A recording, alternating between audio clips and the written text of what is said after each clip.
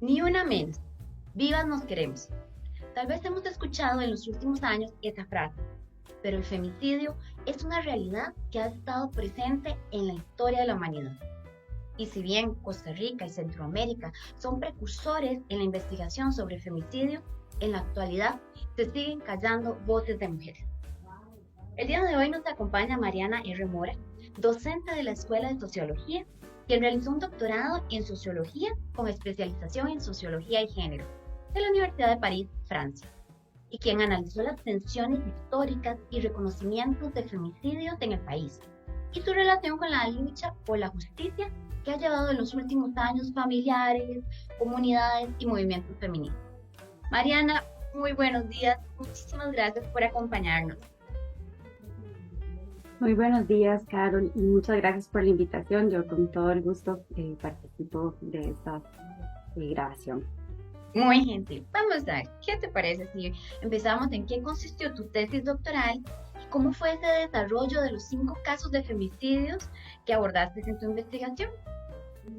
Claro, bueno, pues yo primero me interesé por analizar el femicidio en Costa Rica, los femicidios en Costa Rica, un poco debido a su historia, como mencionaste ahora, precursora en lo que es tanto la conceptualización del femicidio como también su pasaje penal.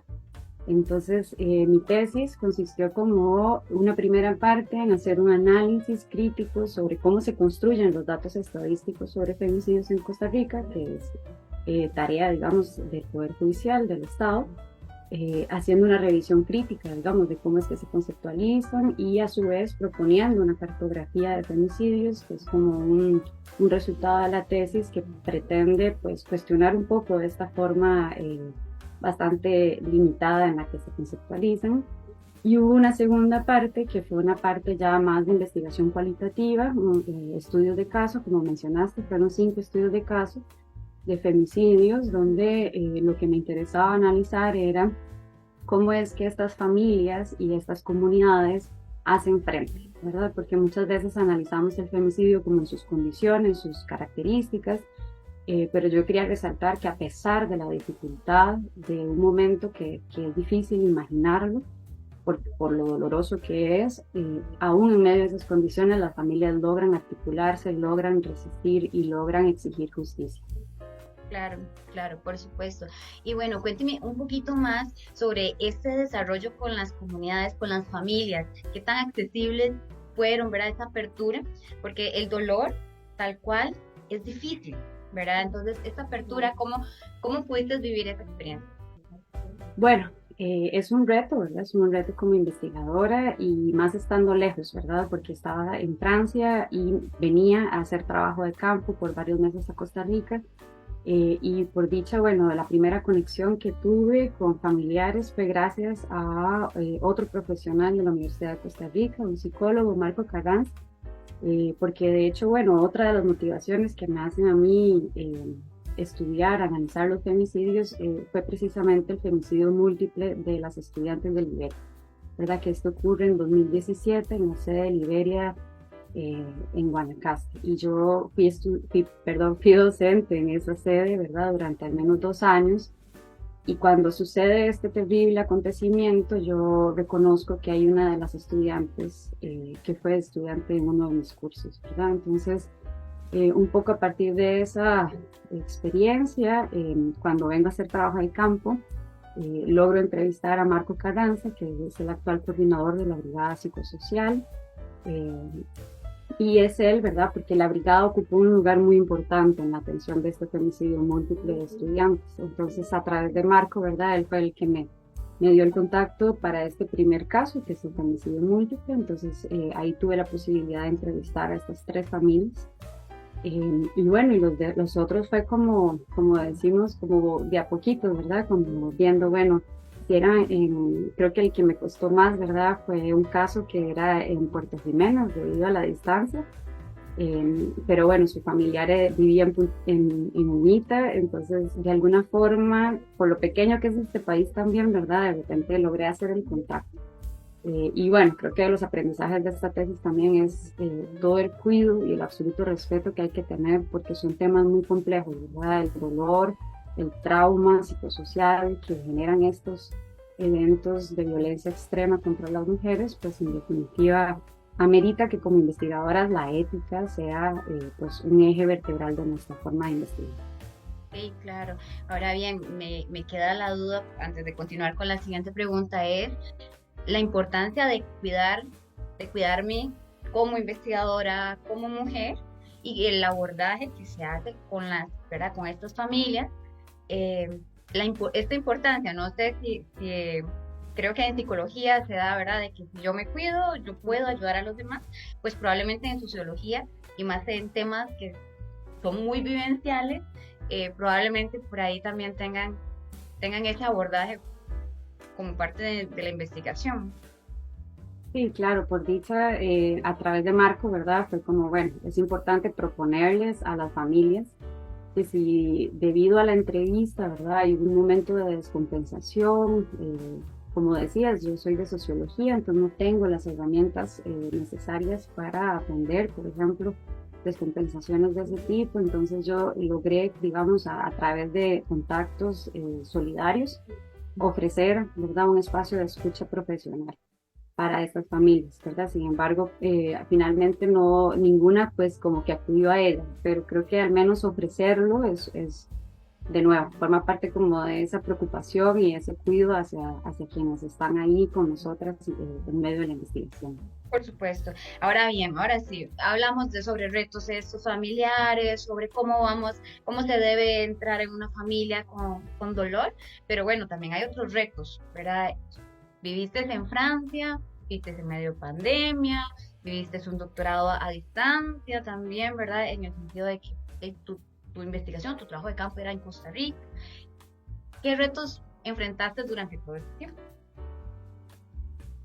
Bueno, creo que montones de retos, ¿verdad? Cuando una pues se migra, se moviliza, ¿verdad? Hay como este proceso de un poco de desarraigo, porque dejas, como dijiste, dejas amistades, familia, cotidianidad, y llegas a un contexto pues bastante diferente, ¿verdad? Creo que dentro de los retos, por ejemplo, el idioma, por más que una pues lo haya estudiado acá, yo de hecho tenía la experiencia de haber vivido en Francia hacía como 9 años antes de irme a hacer el doctorado, pero aún así, ¿verdad? Como que volver a retomar el francés, hacerse entender, ¿verdad? Como que es una cultura también muy difícil con el tema del lenguaje.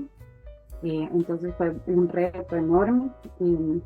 Luego, pues también temas asociados a la migración, ¿verdad? Y a la discriminación, como por ejemplo el simple hecho de conseguir un alquiler, ¿verdad? Un apartamento para alquilar era pues bastante dificultoso, se tenía que tener un garante francés con ciertos recursos económicos, ¿verdad? Y uno dice, bueno, al final, ¿quiénes tienen esa posibilidad? Son muy pocas las personas y eso lamentablemente arroja a que muchas veces pues las condiciones se vuelvan más precarias, ¿verdad? Entonces yo tuve la suerte de contar, ¿verdad? Con ciertas redes de apoyo para hacerle frente a eso, ¿verdad? Pero siempre es difícil. Yo creo que en estos procesos de movilidad académica es importante como considerar esta parte de las redes de apoyo, de la salud mental, ¿verdad? Del cuidado, porque es una experiencia pues de 5 años al menos o en promedio.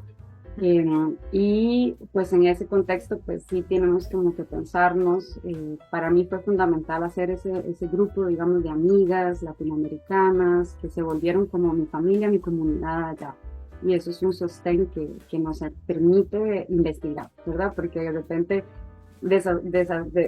quitamos la asociación entre la vida cotidiana y la investigación y bueno, como dijiste ahora, si el cuerpo no está bien pues tampoco podemos investigar.